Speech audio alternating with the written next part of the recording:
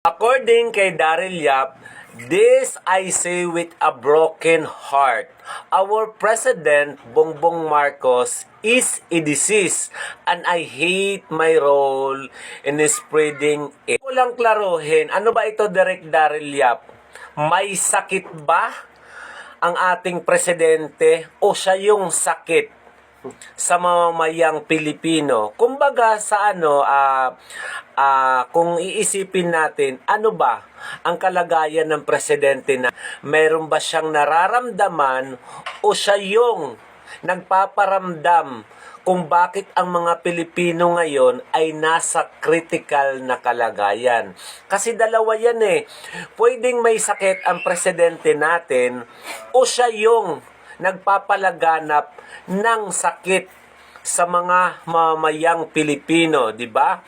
Hindi siya gamot, kundi siya yung sakit sa kahirapan ng mga Pilipino ngayon. Kaya ayusin natin ang kontekstong yan. Kasi pwede tayong malito at pwede tayong magparatang.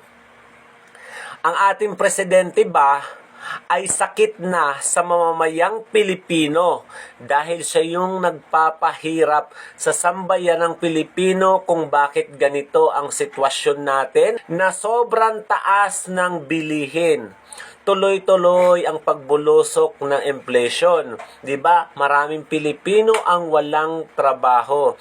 Lalong tumataas ang kriminalidad.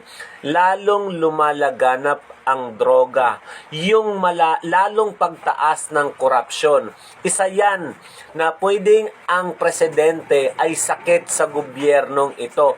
O yung presidente natin ay mayroong nararamdamang karamdaman. Klaruhin lang natin ha,